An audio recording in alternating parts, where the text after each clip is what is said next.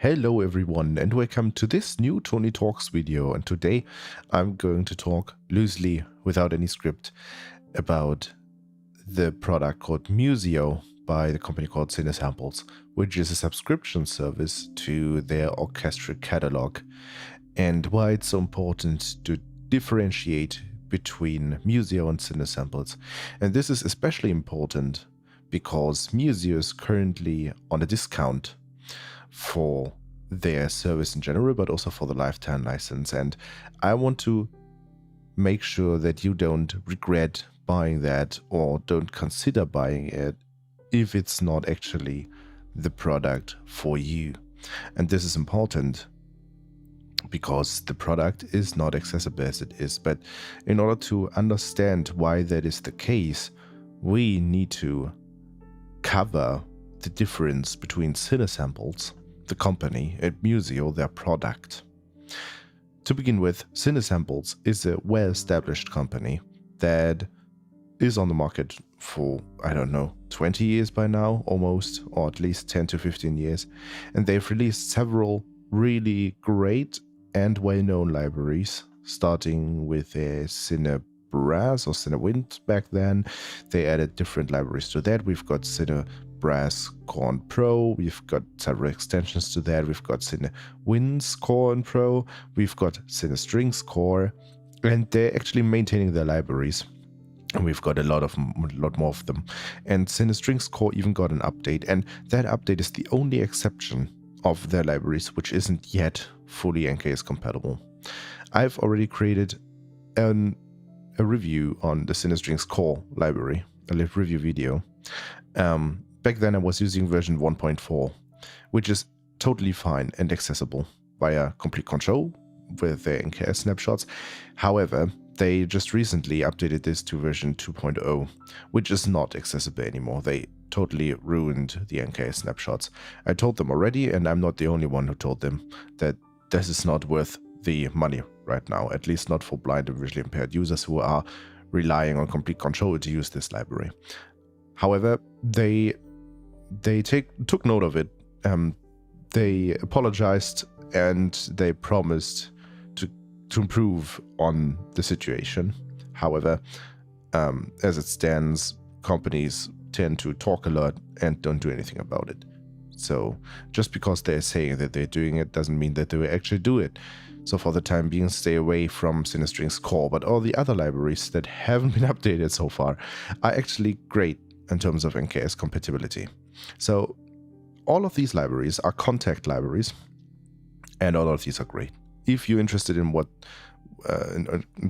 kind of orchestral stuff and interested in well-suited libraries, which only got one flaw, which is the mic position thing that is not just common to Cinesamples, but also to Audio Imperia, where you can dial the levels of the microphone positions within the NKS snapshot, but they won't turn on or off automatically, so you will always have to get side tab to toggle them on or off, respectively. Apart from that, the libraries are really great. The sound is awesome. They are comprehensive. They've got all the different articulations and stuff. Getting this library or these libraries is definitely a good choice. And all these are contact libraries, full contact libraries. You don't need to buy contact player. Sorry, they're contact player libraries. You don't need to buy contact. You just need to register them in native access, and they will just work. And that's awesome. Right?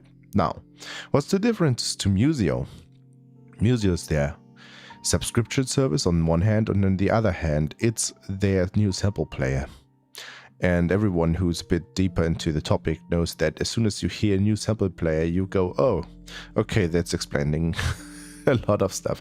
So new sample player in this case means that the entire interface is different. They created everything from scratch, and most developers tend to do this nowadays because Native Instruments licensing fees to use their contact environment and their player and their hosting services for hosting the libraries and stuff, this is really, really, really expensive for the library vendors. They usually have to price their libraries higher to compensate for that, but they also have to I'm not entirely sure how this works. If they have to pay regular fees to native instruments. But I think I know that they have to license per library. So for every new library they create, they will have to pay more. So every library has to compensate for that, basically. So that's why a lot of developers, Orchestra Tools created their sign player. East West got really, really early onto creating their own thing.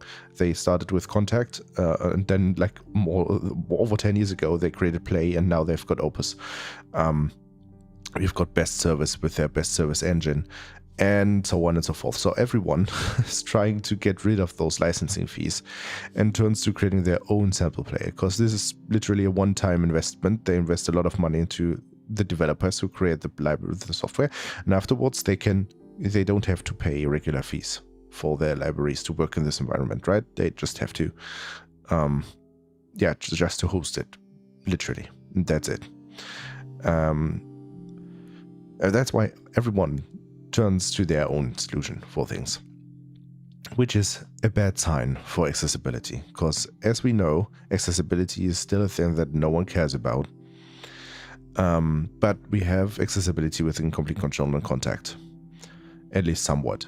So everything that runs within Complete Control or Contact is accessible out of the box. However, Musio is not. Here comes the interesting thing with Musio. When Musio initially started, I think it was 2021, so 2 years ago, they received kind of a few requests about accessibility early on.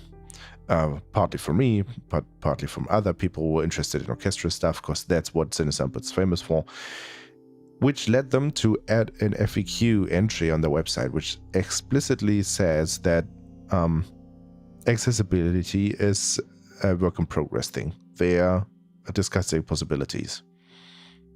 Now, when they recently, like a month ago or 2 months ago, they announced that Musio would drop in price for a certain time, and they announced the lifetime subscription model, where you pay once and get it for lifetime. And when they did that, they entirely reworked their website. The Musio website is now more modern and more up-to-date. It's still as accessible, the website is fine. But now the FAQ is much more like informative. There are many more questions and basically a lot more stuff on the website. But one thing is gone, and that's the accessibility entry in the FAQs. And I was curious about this because at the same time they uploaded a video on their Cinesample's YouTube channel, which discusses the roadmap for Musio for this year. And on there we've got a dude talking about the roadmap and everything that's planned so far, and it sounds like he's actually doing the planning task, the planning job, before handing it over to the developers, and maybe he is even one of the developers. And in this video, there's accessibility nowhere to be found. It's just not there. They don't mention accessibility at all. The video is over half an hour long, right? So he's discussing all that they're planning to do on Musio this year, and accessibility is not even mentioned once in this video. So I was like, yeah, well, what's happened to this FAQ point, to this accessibility thing? It's probably gone the same way that everything else regarding accessibility goes. It's like mentioned once, then someone says, yeah, it would be great to have accessibility, but all these other people are using it already, and it's like generating money without us doing anything, so why care about the accessibility? And then it's going down the priority list until no one will ever do it. So I thought, why not contact them directly and ask for help and offer my help, because as some people might know, I'm a developer myself. I know how to handle accessibility stuff, how to make non-accessible products or inaccessible products accessible. I know about all the different UI frameworks. I know a bit my way around Juice, which is the toolkit, the framework that most of the VST plugin developers use nowadays. And I can certainly tell them or give them some tips how to improve the accessibility and how to approach this. So I offered them my help and told them that this is the case and that I know my way around stuff, and that they can always come at me and throw questions at me. I'd be happy to talk to them directly, like phone them or whatever they need, FaceTime call, whatever, in order to help them, because I want the community to benefit from this, because I really love the Musio instruments and the Cinesamples instruments. And here's one other important thing. The Musio and Cinesamples libraries aren't totally the same. They created totally new instruments for Musio before they actually even started it. So that they had like something, when they initially released Musio, they were like, yeah, we do have totally new libraries in this thing too. So to catch people and have them pay the money for Musio initially. And they're still doing this to date. They just recently released their Cinesamples Industry Brass Library for Contact, which is actually a collection of brass that they initially created for Musio. So they are slowly starting to transfer stuff as fully fledged libraries into the Contact world. Because what most studios and all those musicians and creators and studios out there do is they don't get a music subscription, but they will pay the price once because that's better to calculate.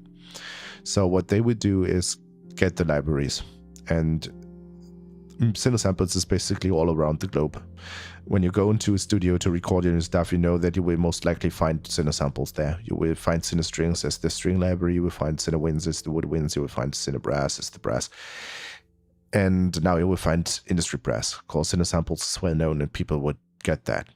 But you will not find Musio, most likely. So this is what most people do. So they will slowly transfer their Musio stuff over to Cinesamples as soon as they think that they've got enough material to actually put this into a library and charge money for it. They will most likely do. But the other way around, there's not everything that is in Cinesamples yet in Musio. This is actually on the roadmap. They're planning to transfer all the libraries that they already have on Cinesamples over to Musio over the duration of this year. So at the end of this year, everything will be in Musio and more, because they didn't move everything from Musio to Cinesamples yet.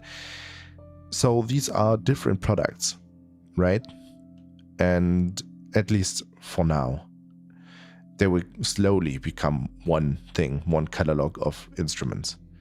But the most important thing to know is that it's not accessible without sighted help. If you have regular sighted help available and you can rely on sighted help to help you with your music creation and stuff, then you can get Musio, and they would have to load your instrument, set up your mic positions, configure your key switches properly and everything. And if they do that, then you can certainly take presets and configure it like that. But out of the box, without sighted help, Musio is not accessible. And we don't know if it ever will be. So that's what I wanted to let you know. Because several people have asked me about this. What about Musio? It's currently reduced in price, and should we get this or shouldn't we get this? There are several subscription services out there already, of which none I can recommend. There's Musio, there's East West's Composer Cloud, there's the Sign Player thing where you can buy individual instruments. It's not a subscription service, but it's a player in which a shop is directly embedded, which is really, really awesome. A lot of composers say that this is actually the future, because you can open your thing, you can start composing, and then you're like, oh, now I need this instrument. And then you go in Sign Player within your DAW, go into the search field, type, what do I know, trumpet X4, and then you find, oh, Orchestra Tools has a trumpet, a 4 trumpet patch, I need that. And then you can just buy that for little money. You don't need to buy a fully fledged brass library, but individual patches if you want to. And this is really easy to do right out of your DAW. You don't need to go anywhere else. Don't need to open a web page, don't need to fiddle around with checkout and stuff. You can just do this without leaving your productive workflow, basically. People say this is the future. None of these products are accessible enough to recommend them. So stay away from Musio for the time being. I cannot recommend this from an accessibility standpoint. From a sound and instrument quality standpoint, however, absolutely go ahead and get Musio. So if you're not relying on complete control or accessibility in general, because you can't see enough or even can see all the things that are necessary, then go ahead and grab Musio. But if you rely on accessibility, don't do it.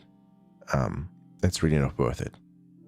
I mean, it's worth it, but you cannot use it, so it's not worth it, if you get what I mean. Yeah, that's all I wanted to say. We go as the Toni Talks.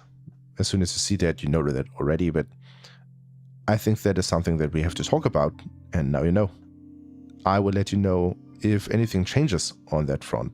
Like if you get any accessibility updates or any news, I will let you know. But as soon as that happens, stay away from it and stay safe. Until next time, bye-bye.